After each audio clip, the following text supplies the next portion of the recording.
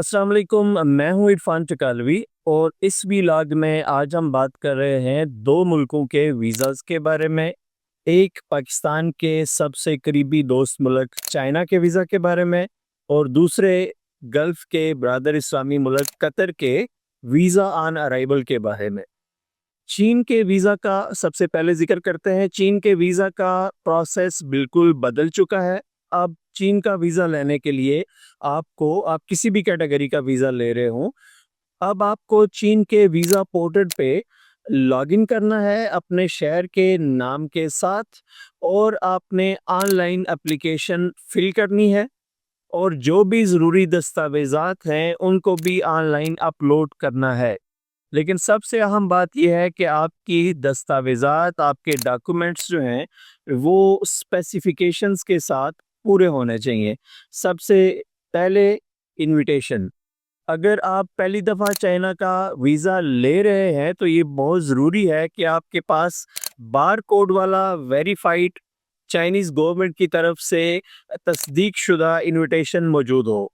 अगर आप चीन का पहले सफ़र कर चुके हैं और ये एप्लीकेशन पहली दफ़ा नहीं है, फिर भी आपके पास जो इनविटेशन आ रहा है, उसके ऊपर बुलाने वालों की, इदारे की मोहर और मुतल्लिका फ़र्द के दस्तखत होने भी ज़रूरी हैं और ये तफ़सील भी ज़रूरी है कि आप कितने दिन चीन में रहेंगे, कहाँ-कहाँ रहेंगे, किस-किस शहर में रहेंगे और आपके लिए इंतज़ामात क्या किए गए हैं। इसी तरह चीन के वीज़े के लिए ये अपलोड करना भी ज़रूरी है कि आपका होटल फ़लाँ तारीख से फ़लाँ तारीख तक बुक हो चुका है या कोई हॉस्टल भी हो सकता है, कोई गेस्ट हाउस भी हो सकता है और आपका जो ट्रैवल प्लान है, आइटिनरी, वो भी बिल्कुल वाज़ेह होनी चाहिए। वो वीज़ा अप्लाई करने से पहले टिकट बुकिंग की शक्ल में साथ ही दरख्वास्त के अपलोड होनी है। इसी तरह से जो सबसे अहम और सबसे मुश्किल दस्तावेज़ हासिल करना है, वो ये है कि आपको पुलिस कैरेक्टर सर्टिफ़िकेट जो 6 महीने के लिए वैलिड होता है और बैंक स्टेटमेंट वो भी 6 महीने की, वो सिर्फ़ लेनी नहीं है और अपलोड नहीं करनी है, बल्कि उसको वज़ारत-ए-ख़ारिजा से, मिनिस्ट्री ऑफ फ़ॉरेन अफ़ेयर्स से तस्दीक करवा के अटेस्टेशन के बाद अपलोड करना है। ये दस्तावेज़ात ज़रूरी हैं, लेकिन जब ये पूरी हो जाती हैं तो फिर आपको एक ऑनलाइन एक्सेप्टेंस लेटर मिलता है, अप्रूवल का लेटर मिलता है और उसके बाद वीज़ा का प्रोसेस आसान है, उसके बाद वीज़ा आपको जल्द मिल जाता है। इन दस्तावेज़ात के साथ-साथ ये भी ज़हन में रखिए कि आपकी तस्वीर भी जो आप अपलोड करें, वो भी दी गई स्पेसिफ़िकेशंस के मुताबिक होनी चाहिए, उन्हीं लाइन्स पे होनी चाहिए जो कि सफारत खाना मांग रहा है, तभी आपको वीज़ा मिल सकता है। ये सारी चीज़ें जब हो जाती हैं तो जैसे मैंने पहले कहा, जब आपकी ऑनलाइन वीज़ा एप्लीकेशन अप्रूव हो जाती है, आपको वीज़ा एक्सेप्टेंस का लेटर मिल जाता है, उसका प्रिंट लेके आप जो वीज़ा फैसिलिटेशन सेंटर है उसमें जाते हैं जेरी के थ्रू और वहाँ पे आपकी एप्लीकेशन सबमिट हो जाती है। उसके बाद प्रोसेस स्मूथ है, आपको गालिब इम्कान यही है कि उसके बाद वीज़ा मिल जाता है।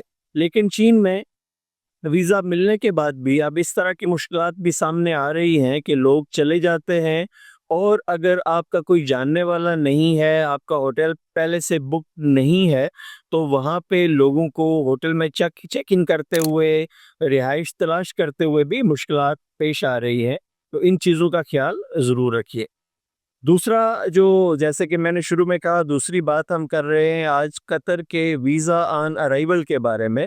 ये बात दुरुस्त है कि पाकिस्तानी पासपोर्ट होल्डर्स के लिए कतर का वीज़ा ऑन अराइवल अब अवेलेबल है।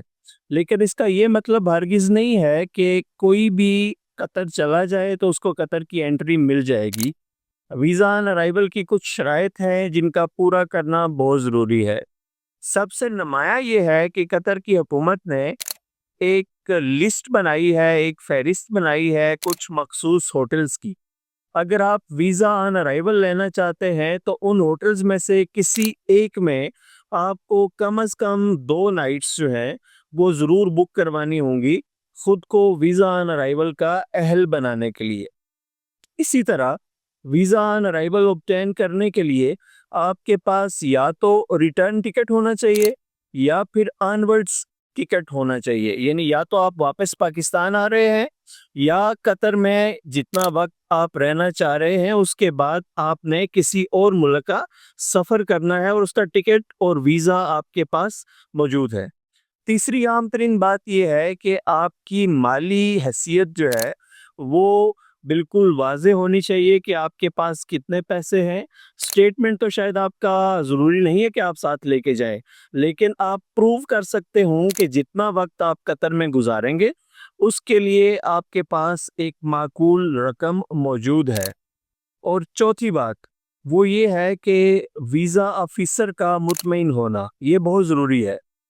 अगर आप ये बता रहे हैं कि आप टूरिज्म के लिए आए हैं तो आपके लिए लाजम है कि आप प्रूव कर सकें कि आप एक टूरिस्ट हैं। आप इसके अलावा कुछ ममालिक और देख चुके हैं और सिर्फ कतर ही से आप आगाज़ नहीं कर रहे। अगर आप कोई बिजनेस मीटिंग रखी हुई है आपने उसके लिए जा रहे हैं तो फिर आपके पास कम्युनिकेशन मौजूद होनी चाहिए। इसी तरह अगर आप कुछ दोस्तों से मिल रहे हैं या फैमिली मेम्बर से मिल रहे हैं तो उसका भी कोई ना कोई सबूत आपके पास होना चाहिए। इसके बगैर, इन चारों चीज़ों के बगैर ये ज़हन में रखिए कि वीज़ा ऑन अराइवल की सहूलत तो मौजूद है, लेकिन जो इमिग्रेशन ऑफिसर है एयरपोर्ट के ऊपर वो आपको कतर में एंटर होने से इनकार भी कर सकता है। ये कुछ बातें थी जो मैंने आपके सामने कतर और चीन के वीज़ास के बारे में रखनी थी। उम्मीद है आपको मुफीद लगी हों।